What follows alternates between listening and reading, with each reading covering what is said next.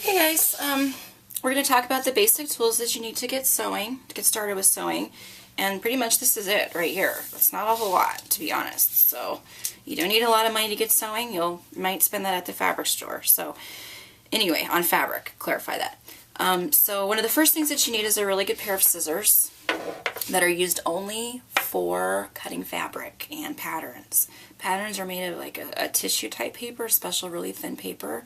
So that's fine, but if you use these on regular paper, or your kids use them on construction paper or something like that, they'll dull the blades super quickly, and then you won't be able to cut your fabrics as easily, especially sheer thin fabrics like silks and chiffons. And I see what often happens is you can't cut all the way to the very tip because someone, cut something with it that they shouldn't have. So these need to remain off limits to your children and off limits to your husband, to lock them away. They are only to be touched by you under penalty of dish duty for a month. For you only. Okay, the second thing that you really need are straight pins. We all know what these are. I really like to have this magnetic pin cushion, because when I'm done sewing for the day and I'm cleaning up, I can just kind of skim over my carpet like this, and any pins that have fallen to the floor will get picked up, and I know that my dogs won't step on any of them, or me either for that matter, so that's a good thing to do. And then secondly, you need a tape measure, and they usually come in about 60 inches, and I will show you here in an upcoming episode how to properly measure yourself, and then how to buy patterns based off of those measurements. So you definitely have to have that. The other thing that you need is a seam ripper, and this is the most loathed, hated tool in the Sewist box, because it means you screwed up. And we don't like it when we screw up, especially when fixing our mistakes is so painful and time consuming, which it is with this, and that's really the only way it can be. So as you can see here, it's very sharp. I hope you can see that. It's in that little curved nook area. That's actually a blade. So you just stick this between your two layers of fabric, and it rips the seams right out so that you can undo what you sewed. And let me tell you, I advise you just to make peace with this little thing now, because you will need it a lot. As a person who sews, you're going to make mistakes. Even me, 32 years of sewing, I still use this every single time I make a project, at least 3 or 4 times.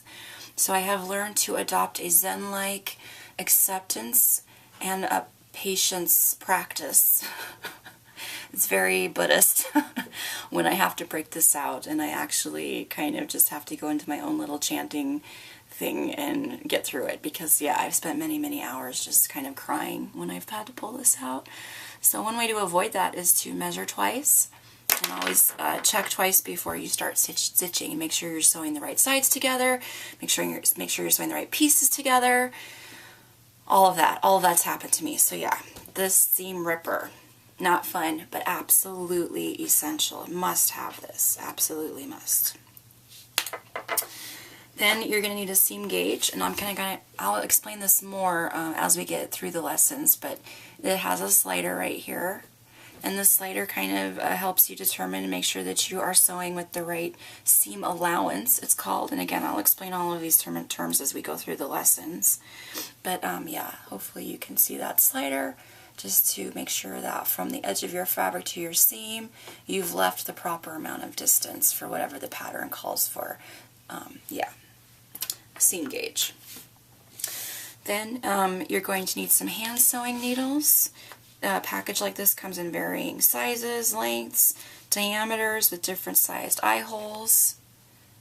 And you'll use these to sew buttons, to finish off maybe a seam by hand, or just do something really quickly by hand. You won't use these much, but you do need to have them around if you don't already have some in your house. Tailor's chalk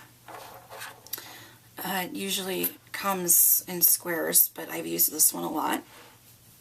And you'll just use this to mark patterns, to mark notches where you're supposed to meet up fabric, just different things like that. And this is great. Sometimes I like to use this marker instead, It serves the same purpose of this, but I sometimes think this is just easier to use. The chalk, sometimes it gets caught on the fabric and it doesn't really make a nice pretty line, whereas this is just like a marker. I mean, you can draw on it. And the beautiful thing about it is it has disappearing ink. You get this purple side wet, and it just disappears whenever you get it wet. That ink just goes away, doesn't leave any marks on your fabric, and it's really fantastic. So I have both, but I honestly use this one way, way, way more. And then for your machine, you're also going to need machine sewing needles, and they come in different types depending on what you're sewing. This universal package, for example, has a type for sewing sheer fabrics, like your silk and chiffon, things like that. For sewing cottons and medium weight fabrics or knits. And then for sewing denims or canvases, more heavyweight fabric. And then just to illustrate too, it's really important that you use the right needle for the right job. This is a stretch needle. This is generally what I use when I'm sewing athletic type fabrics or for running costumes and stuff like that. It has a ball point, so you won't snag the fabric as you're sewing your layers together, whereas using one of these regular ones with a really sharp point would actually snag your fabric as it's running through the machine. Which I know that seems counterintuitive, but the weave of the stretch is so tight that it needs that ball point to pass through the weave without damaging the fabric like it would here, which actually just snag it. So the right needle for the right job is best, and you can get these at Joann's, you can get them at Hancock, you can even get them at a Hobby Lobby. I like the Schmeitz brand the best as far as what's easily available, you know, in the stores. Of course, you can get really top of the line needles online and stuff, but these you can find just about anywhere, and they're the best kind of store-bought, local, easy to find needle that you can get for the money, in my opinion. Better than the Singer ones, by far. So you need that. 2 types of needles. You also are going to need some screwdrivers, which your machine should have come with. Generally they do come with the ones that go with that machine. There's just 2 here. We have one that's just a flathead. They're both flathead, but this one's pretty standard size. It just has a small handle. And these thick sides are kind of convenient, but you don't need it to be that small. Just as long as this part's the right size, of course. And then this one is much, much smaller. I don't know if you can see that or not. And this one is used specifically for the bobbin case, which I know you don't know what that means maybe, but I'll get into that later too. So yeah, you need these 2 screwdrivers. And one of the things I really love to have, but it's not essential, you can always just use your scissors there, are these nippers. They just go on your ring finger like this, and then you hold them, and then you can just nip, nip, nip, nip, nip. Yeah, they're really great. They just sit by my machine, and when I run a piece through, I can just easily grab them and snip. Grabbing my scissors is just kind of cumbersome and clumsy and really noisy, I found, so I got tired of that and I picked these up. So yeah, they're just nippers. And I think that's it. So next we're going to talk about machines, how to thread them, what the buttons do, how to thread a bobbin, what they do, all of that fun stuff. So stay tuned. Hi guys, so this is going to be the second part of our lesson talking about sewing machines and how to thread them and some of the basics. But to start off, I just wanted to kind of show you some basic different types of machines depending on what you might have at home already in your house, or what you're looking to do with your machine and which one would be best for you to go out and buy if you're really serious. I'm going to start with the basic, but this one honestly is my go-to, my favorite, my all-time love. This is Flo. I've named her Flo. It's a 1972 white is the brand. It says right here, it's completely metal, and it's a workhorse. This thing will never die, and I love it. And it only does a straight stitch and a zigzag, and it does do reverse, but that's about it. But honestly, that's really all you need probably 85% of the time, if not more. So this is a great machine.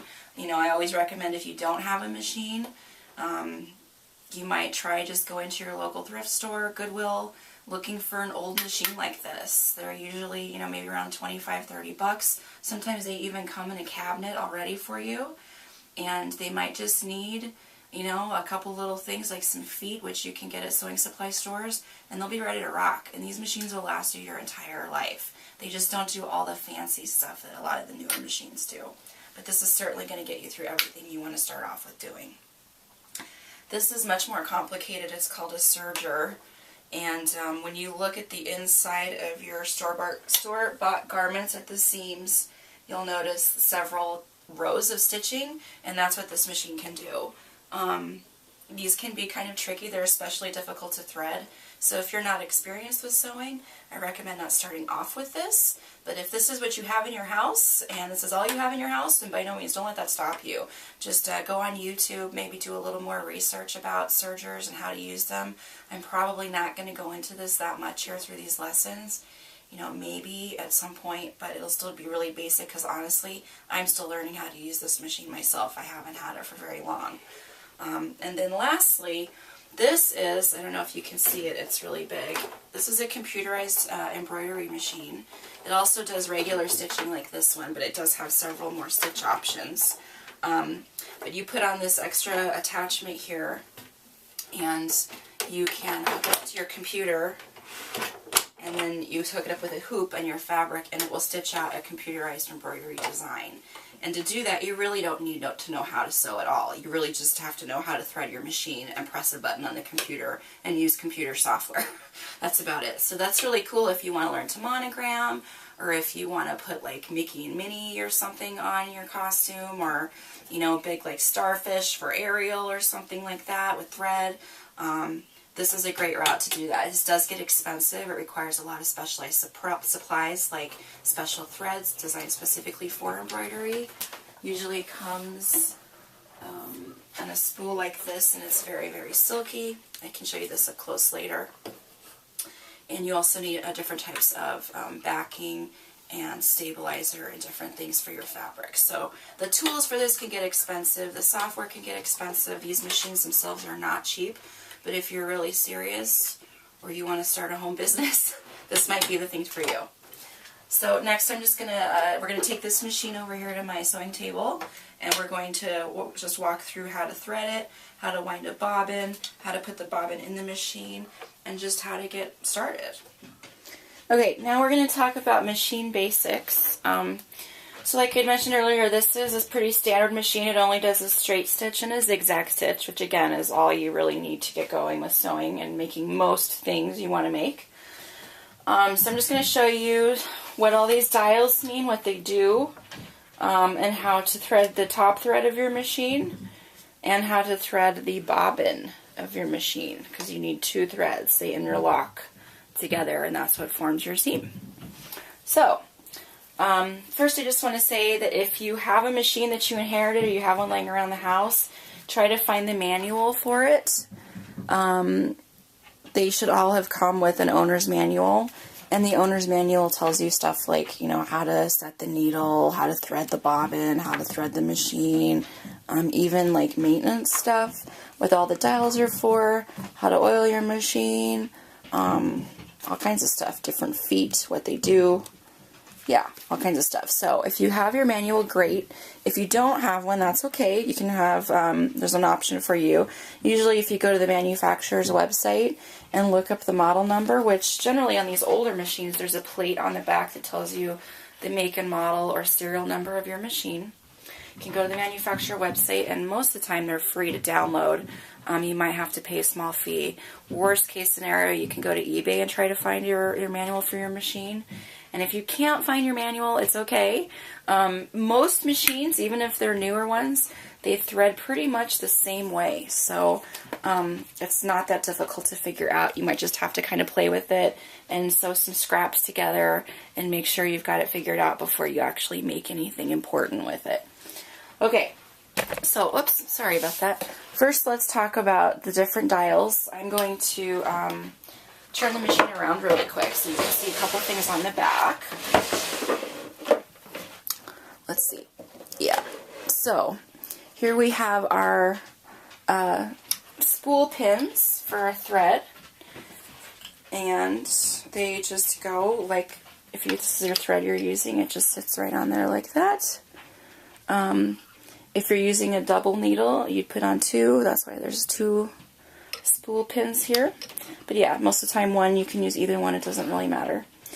And that's what you do. You just put your thread on there, and then you're going to feed it through here, and I'll show you all of that here in a minute. But that's what those are. Those are your spool pins. You do want to try to have some kind of cushion right there when you're sewing. It just helps it have a smoother flow of your thread, which is kind of important. Okay, so I have just temporarily to show you here for threading here in a few minutes some yarn so that you can better see what we're going to be doing here in a moment. But we'll save that for a second. In the front here, you might not see.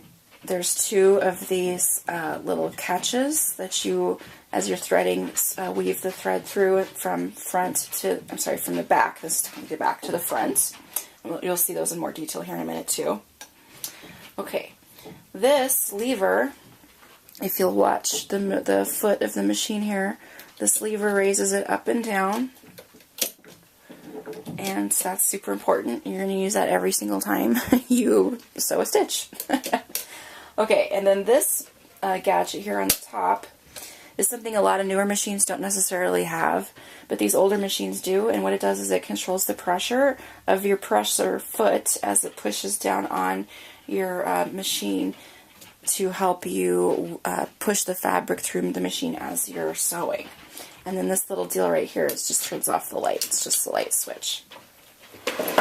Okay, so I'm going to go from this side to this side, from left to right, and put that a little more in the center there. Okay, so put this in the back. Pardon me for a moment. Okay, here we have the wheel, and again, you'll notice if you would, when I spin it, that the needle is moving up and down with the shank. This is what moves the shank up and down. It's also moving this arm up and down, which will have thread in it once we have it threaded. So that's important. And you also use this wheel when you thread the bobbin, which I'm going to get to here in a few minutes too. This deal right here is also used for threading or for winding a bobbin, which again I'll show you here in a minute. Newer machines have a much different mechanism, and I'm going to try to show you that too, because I do have a newer machine. This particular machine happens to have a stretch setting for when you're doing a zigzag stretch seam, and I'll show you more of that when we actually start making projects with those types of seams. It will come in very importantly and handy when we do any kind of athletic, lycra, stretchy, spandexy type fabrics. There's two parts to this gizmo here. This white R the R stands for reverse. So this button, you push it in to do a back stitch. And a back stitch is how you essentially tie a knot with a sewing machine. So this is important. You use this at the end of every seam that you stitch. So yeah, this is your back stitch or your reverse. The blue knob around it, it might be difficult to see, but my machine has red numbers all the way around in the silver piece. They go from 0 to S5, and this is for your stitch length. So this controls how long your stitches are from your standard stitch length, which is marked by a center dot here between 2 and 3. That's normally where you want to keep it most of the time, right in the center. But if you need longer stitches, if you're sewing something really thick, you'd move it to 0 or 1. If you're sewing something that's sheer and thin, you might use 3, 4, or 5, depending. So yeah, to turn this right or left controls the length of your stitch, or how fast basically the needle revolves. It goes up and down into your fabric, stitches per minute, basically. This is your zigzag setting. So on this machine, if I push this down and turn this, if I push this down and turn it that way, it moves from 0 to 5. And again, that's going to control the length and width of my zigzag stitch from it being really close together, which if you want to do a satin stitch, that's how you would do that on this old machine, to really wide to do a nice stretchy seam like we were talking about earlier with the athletic fabrics. So yeah, that's all this does. It's just the zigzag control. This is the most important thing. Oh, wait, I forgot something. Sorry. These two things down here. This little round gadget, we're going to show you here in a minute too. This is used to wind the bobbin. So yeah, just hold that thought for a sec. This controls, these buttons control your feed dogs. And what the feed dogs are, is they are located underneath your needle and your presser foot. Let me take off this foot really quick and you can see better. They have little teeth on them, and you can totally touch them, it won't hurt you or anything. They're not that sharp. They have little teeth on them, and as you as the needle moves up and down, you can see that they are moving in a forward rowing motion, and that helps push your fabric through your machine. So this, depending on what kinds of fabric you're sewing, again, these buttons here control how far up they are, or if you want to put them completely down, you can do that too, and then they won't come up at all. They stay underneath your throat plate here.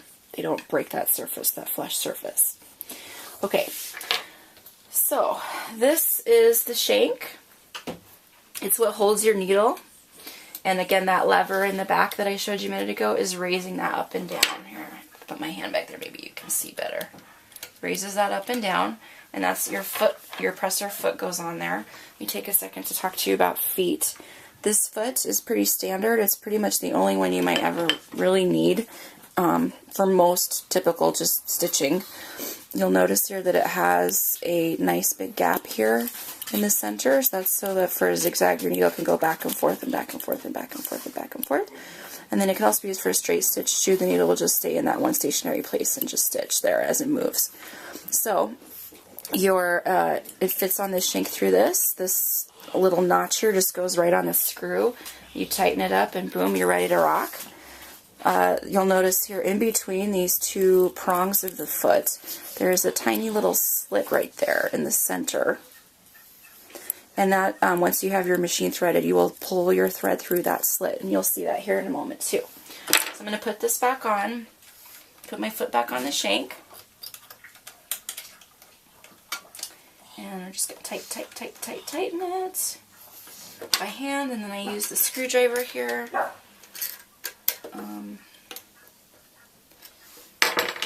And there you go. So there, we're ready to rock. Now here we have what's called a tension knob. This is probably the most important knob on the machine. It controls how tightly your thread is fed through and stitched into your fabric. So this is probably the thing that can get the most easily messed up. This one has a light tension, normal tension, and loose tension setting. I always try to keep it right straight up in the middle of normal. That's usually where it should be. I'll show you when we start stitching a project. We'll learn some more about tension. It is the most important thing on the machine probably, and if you don't get it right, it can cause a lot of problems, and it's probably, this right here is probably where most people get frustrated with sewing and probably give up. So we'll get to that more later, but yeah, so that's the tension knob. And then these other little gizmos here are just for threading the machine on the top. And then on these older machines, this actually will open up, and you can see you have your light, and you have some other mechanisms in here that you can get to when you want to oil the machine. Newer machines aren't that cool. They don't let you see in them anymore. Yeah. So that's the basics of this older type of sewing machine. Again, pretty basic, and that's what most machines have, these standard kind of features, and they're all usually located in the same spot, and it's really not, sewing machines really haven't changed that much since they've been invented 150, 60 years ago, or whatever it's been now. Okay, so now let's talk about how to thread your machine. So again, I mentioned I was going to use this yarn because it's just so much better for this, otherwise you won't be able to see what I'm doing. So here we have our yarn. We pretend we have it on our spool pin here in the back that I pointed out earlier, and we have our two catches here, the one in the back and the one in the front that I pointed out earlier. So I'm going to pull my thread from my spool. I'm going to hook it into that little catch there in the back, and I'm going to pull it to the forward and hook it into the catch in the front.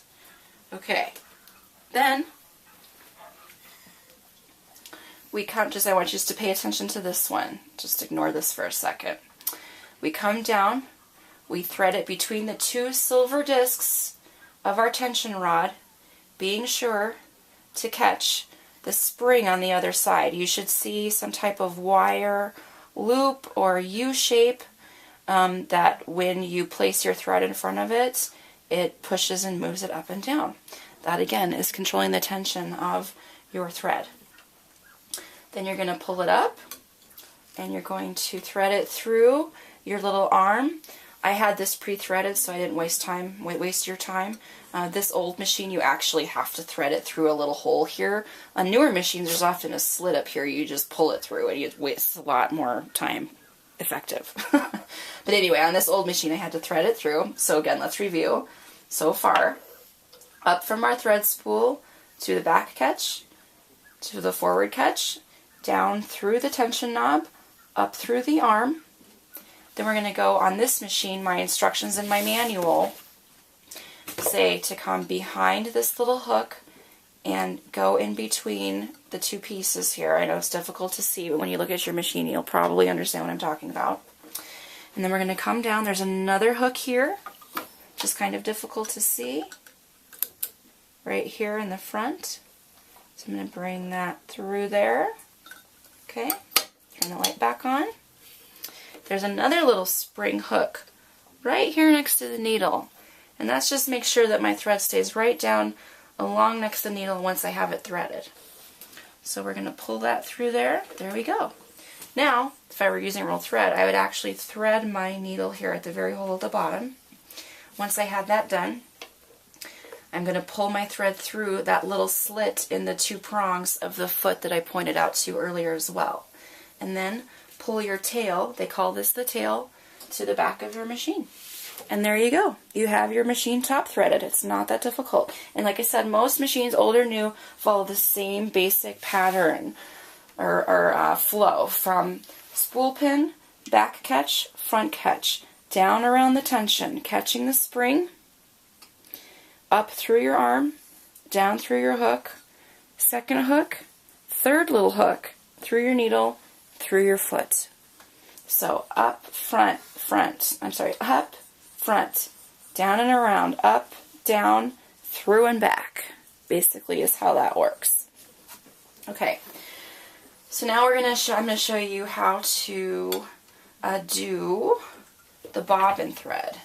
Now, your machine takes the top thread and the bobbin thread, which sits in the bottom of your machine. I'll show you that in a moment too. And weaves them together for you. And that's basically what makes the seam. So, your bobbin on these older machines would go something like this. I'll show you for real too, but just with the thread again so you can see. So we have our spool here on the back on the pin again. Here we have our thread. We're going to do the same thing and wrap it through our catch here on the front, on the back, pardon me. And then the one on the front, only this time we're going to feed it so that it's angled this way. Because on this machine, if you remember, I pointed out to you this little catch right here. Down at the bottom, this round, knobby looking thing. Your thread goes under it. Oh, I'm sorry, that was my dog. The thread goes under it. And then up. Okay? Oh, that's okay for a second. So, let's show you this. This is called a bobbin. And it's just like a little wheel, kind of. Yeah. Has those little holes. It has that one little notch right there. And it has one of those on both sides, so it doesn't really matter what side it is. So this fits on. What you do with your thread normally is you would tie, or you would feed your thread through one of these holes. And then your bobbin goes on to this little wheel with the pin on it, and the pin has a little notch that fits right into that little slit right there. So it works out well. So make sure that you line it up with the slit. I've got it clicked in there. I'm going to push this down and make sure that this little metal piece also goes down into the bobbin, so it's putting weight on the thread that I'm about to wind. Then the second thing you need to do is, in your wheel, there's actually an inner wheel here too. Okay? For this, you want to turn it counterclockwise until it loosens. Basically, once you do that, then you'll notice when I turn my wheel, my needle's not going to spin anymore. I lied. Okay, loosen it a little bit more. Now when I turn this wheel, the outer wheel, my needle's not moving anymore. I've disengaged that mechanism basically by loosening the inner wheel counterclockwise until it won't move anymore. Okay, so Now I'm ready once I have my thread in there. So that's what we do. We go spool pin, back feed, front feed, down through the bobbin catch up. We have our bobbin loaded, a little bit fed in there, ready to go.